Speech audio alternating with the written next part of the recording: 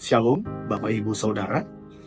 Kita bersyukur kepada Tuhan karena hari ini kita boleh memperingati hari kenaikan Yesus.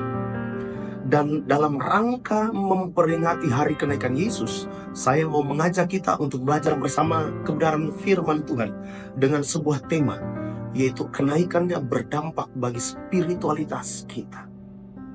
Mari kita baca bersama dari Kisah Rasul 1 ayatnya yang ke-8. Saya akan baca firman Tuhan. Tetapi kamu akan menerima kuasa kalau Roh Kudus turun ke atas kamu. Dan kamu akan menjadi saksiku di Yerusalem dan di seluruh Yudea dan Samaria dan sampai ke ujung bumi. Nah, yang menjadi pertanyaan untuk kita renungkan bersama yaitu, apa sajakah dampak yang dihasilkan atau yang ditimbulkan melalui kenaikan Yesus Kristus ke surga? Tentunya bagi spiritualitas atau kerohanian kita berdasarkan teks yang telah kita baca tadi. Secara cepat saya akan membawa kita melihat 2 poin saja sehubungan dengan tema kenaikan Yesus Kristus ini. Yang pertama yaitu menerima kuasa. Yesus mengatakan kepada murid-muridnya bahwa Roh Kudus akan turun ke atas mereka dan memberikan kuasa kepada mereka. Garis bawahi frasa kamu akan menerima kuasa kalau Roh Kudus turun ke atasmu. Ya, kamu akan. Sehingga pada akhirnya waktu kita membaca teks ini, pasal 1, pasal 2, kita akan melihat bahwa mereka bukan saja menjadi saksi Kristus, tetapi juga mereka melakukan banyak mujizat, tanda-tanda ajaib lainnya. Nah, kita kembali. Ingat, ini janji Yesus kepada para murid-muridnya. Dan janji ini baru terrealisasi 10 hari pasca kenaikan Yesus ke surga, di mana ada sebuah peristiwa yang luar biasa yang terjadi kala itu, yakni pencurahan Roh Kudus, atau yang kita ketahui bersama yaitu hari Pentakosta. Tetapi melalui peristiwa ini juga janji Yesus kepada murid-muridnya bahwa kamu akan menerima kuasa, itu baru terrealisasi, baru tergenapi dalam diri mereka, dalam diri setiap murid-murid pada pasal 2 itu hari Pentakosta itu.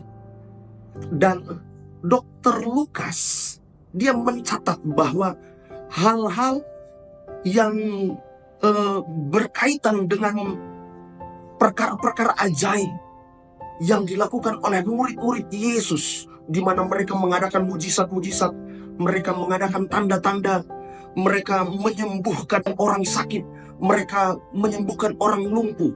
Bahkan Lukas mencatat bahwa Petrus, oleh kuasa Tuhan, Petrus membangkitkan Dorcas. Dan masih banyak lagi hal-hal lain yang didemonstrasikan oleh murid-murid Yesus pasca mereka menerima kuasa Allah saat hari Pentakosta, pasal yang kedua. Aplikasinya bagi kita seperti apa, Bapak Ibu Saudara? Tentu kuasa yang sama itu juga telah diimpartasikan kepada saya dan saudara, kepada kita sekalian dalam pelayanan kita, bahwa kita diberikan kuasa untuk melakukan perkara-perkara ajaib, untuk melakukan hal-hal yang di luar dari logika berpikir kita. Kok bisa terjadi? Kok bisa orang sakit sudah divonis dokter, tetapi waktu kita berdoa orang itu sembuh? Itu di luar dari logika berpikir kita.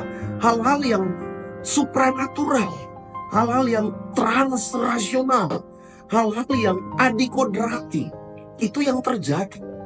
Jadi silakan kita gunakan kuasa itu, kuasa Allah itu, untuk melayani Tuhan. Biarlah banyak orang boleh merasakan kuasa tersebut. Tentu hal ini sejalan dengan Markus 16 ayat 17-18. Firman Tuhan, tanda-tanda ini akan menyertai orang-orang percaya. Mereka akan mengusir setan-setan demi namaku.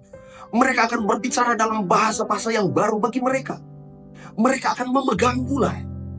Dan sekalipun mereka minum racun maut, mereka tidak akan mendapat celaka. Mereka akan meletakkan tangan ke atas orang sakit dan orang itu akan sembuh. Ini luar biasa. Kalau saya kutip pernyataan dari mentor saya, Pendeta Dr. Nyoman Enos, beliau katakan begini, ayat ini sebenarnya menjelaskan kepada kita bahwa Yesus sudah memberikan kepada kita SK SK atau surat keputusan. Yesus sudah memberikan kepada kita SK sehubungan dengan silakan gunakan kuasa yang telah saya berikan itu. Di dalam Markus 16 ayat 17 sampai 18. Jadi sekali lagi bahwa kita diberikan kuasa. Itu poin pertama. Poin kedua yaitu menjadi saksi.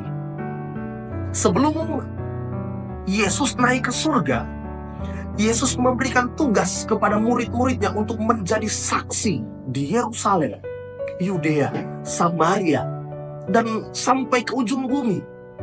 Kisah Rasul 1 ayat yang ke-8. Nah, tugas ini menuntut murid-murid Yesus untuk memberitakan Injil dan menjadi saksinya di tengah-tengah dunia ini bagi siapapun, terhadap siapapun.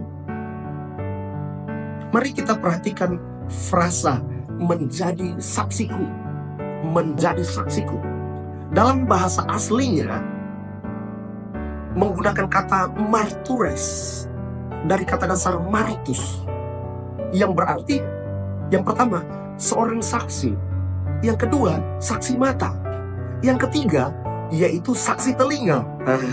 Saksi telinga. Bagi kita orang Indonesia, konteks Indonesia, kita sering menggunakan diksi kata atau menggunakan kata saksi mata. Tetapi bagaimana dengan saksi telinga? Ini sesuatu yang asing bagi kita, saksi telinga. Tetapi sejujurnya kata martus ini maknanya sangat dalam, Bapak Ibu Saudara. Mengingat ke-12 murid Yesus, termasuk di dalamnya Matias ya, pada akhirnya yang menggantikan Yudas, dan mungkin juga 70 murid Yesus yang lain. Mereka itu bukan saja sebagai saksi mata atas pelayanan yang dikerjakan oleh Yesus selama 3,5 tahun di bumi ini, tetapi mereka juga sebagai saksi telinga atas setiap firman yang diucapkan oleh Yesus. Jadi baik sebagai saksi mata maupun sebagai saksi, bagian dari saksi telinga, semua kejadian ini terekam dengan baik. Terekam dengan baik dalam memori para rasul. Terekam dengan baik dalam memori 70 murid yang lain. Sehingga sebelum Yesus terangkat ke surga, Yesus bilang kepada mereka, kamu akan menjadi saksiku. Kamu akan menjadi martures. Bukan saja di Yerusalem, tetapi juga di Yudea, di Samaria, dan sampai ke ujung bumi. Artinya apa, Bapak Ibu Saudara? Bahwa martures yang harus dikerjakan oleh para murid, sebenarnya ini adalah misi Allah yang bersifat global. Dan ya, pasca hari Pentakosta, Kisah Rasul pasal 2 tadi yang telah kita baca, mereka ini mulai bergerak. Mereka mulai melayani di berbagai tempat untuk mengadakan banyak mujizat dan tanda.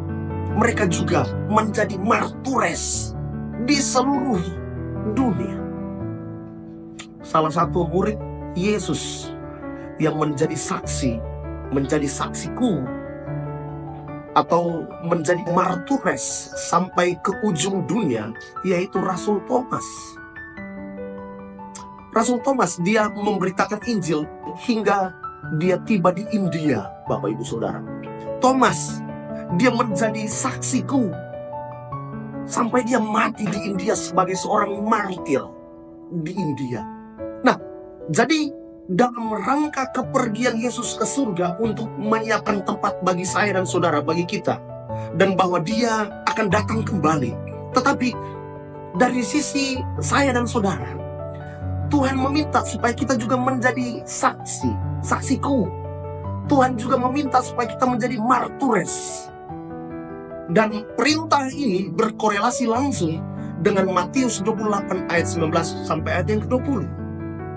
Sebagai kesimpulan kita, kenaikan Yesus Kristus tentunya berdampak bagi spiritualitas kita. Yang pertama, bahwa kita menerima kuasa, dan yang kedua, kita menjadi saksi. Mari kita persiapkan diri kita selaku gereja Tuhan untuk bersaksi bagi dunia yang sedang kritis ini, bagi dunia yang sedang tidak baik-baik saja. Kiranya Tuhan Yesus memberkati. Shalom.